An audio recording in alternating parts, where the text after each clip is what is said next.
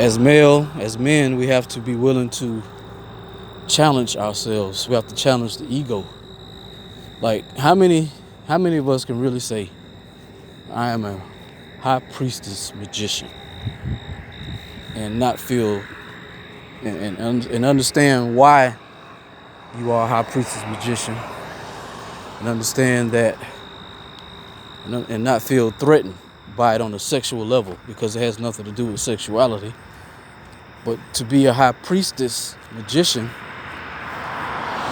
means that you are connected to your feminine energy, which is the great mother, which is the core of who you are and what you are. See what I'm saying? So it's not easy, because the ego always wants to be self-identified as what it has been programmed to identify itself as. It always wants to be identified with what it has always been programmed to believe itself to be, the ego. So when you introduce something new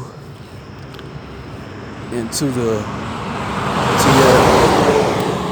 mental construct, automatically the ego treats it like a virus. It wants to challenge that. It wants to fight against it. It wants to say, no, I am not that. I am this. Because when you say to yourself and out loud that I am a high priestess magician, the ego automatically goes, no, I'm a man, I'm a male, I'm a masculine. I am nothing of the sort of a priestess. I'm a priest. And I'm a priest only. So automatically, that feeling of rejection, that feeling of questioning, that feeling of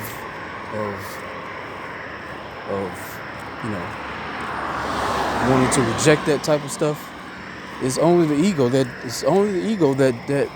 does that.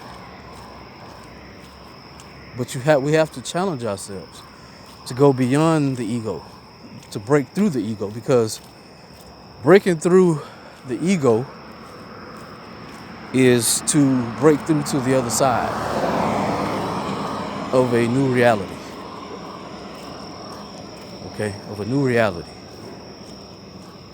And that's the whole point of this work, because it is challenging, it is difficult, because of the self-identification that we have always had.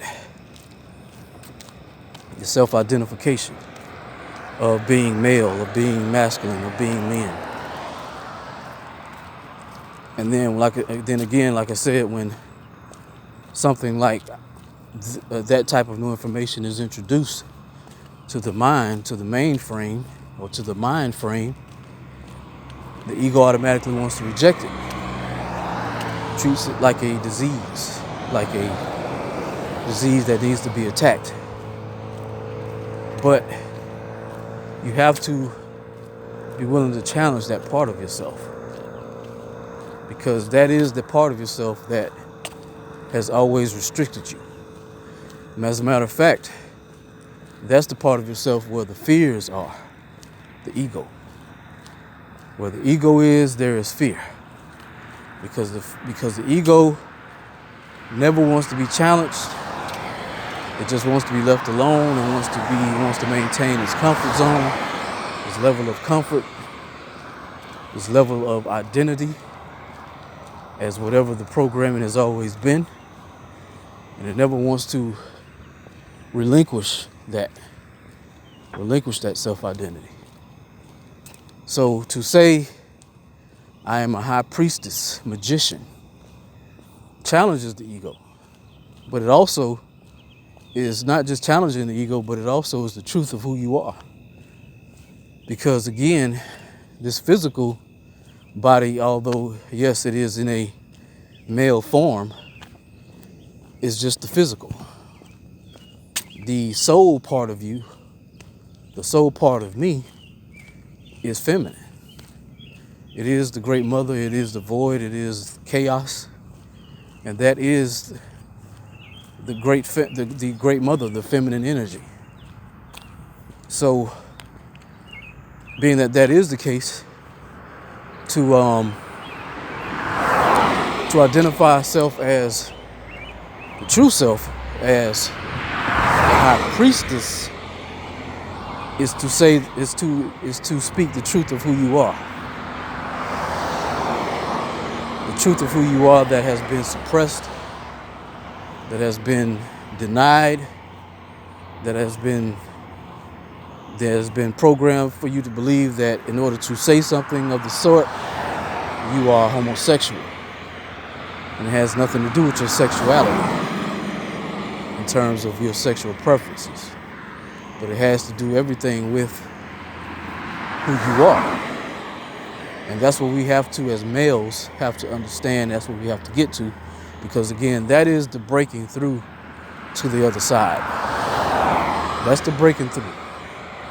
That's the curtain.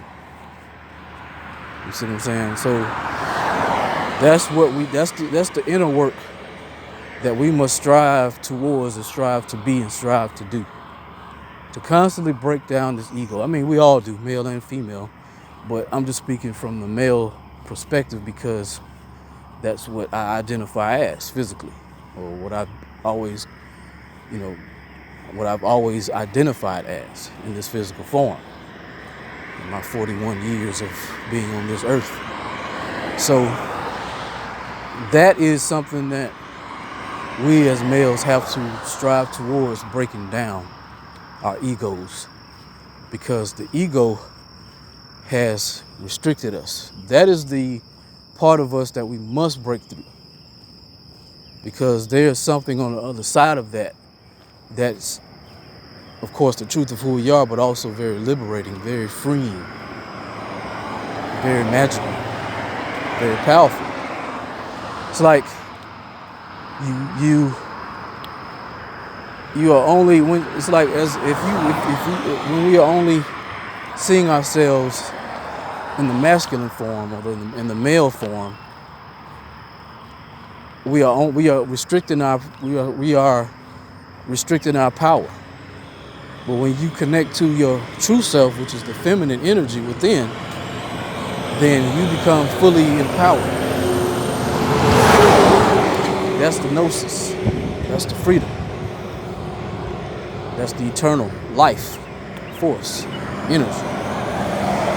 That's the eternal life force energy. And that's exactly what it is. So it's like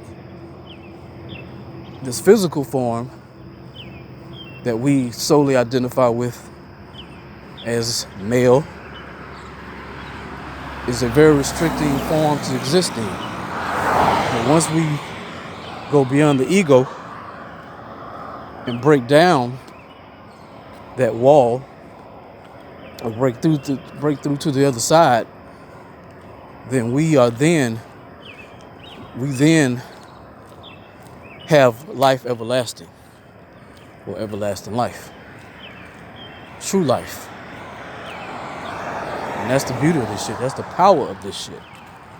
That is the everlasting life, to know yourself, the internal self, as the feminine, to say and to understand that yes, I am the high priestess, that I am initiated as the goddess. And it's funny, as I say it now, I feel my ego rejecting it. I feel it.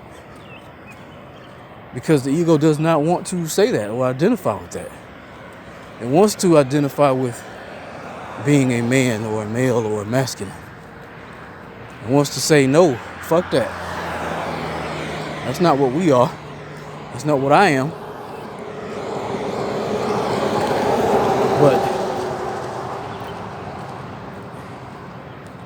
But again, that's the whole work. That's the whole point of this work. To break through that. To break through that part of yourself that wants to be restricting in that manner. That wants to, say, no, I am this only.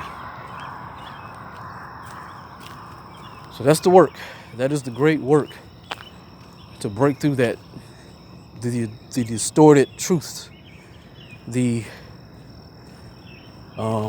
illusions, the false identities, the lies. That's the work that we must break. That's the work that we must do in order to be free, in order to truly know thyself.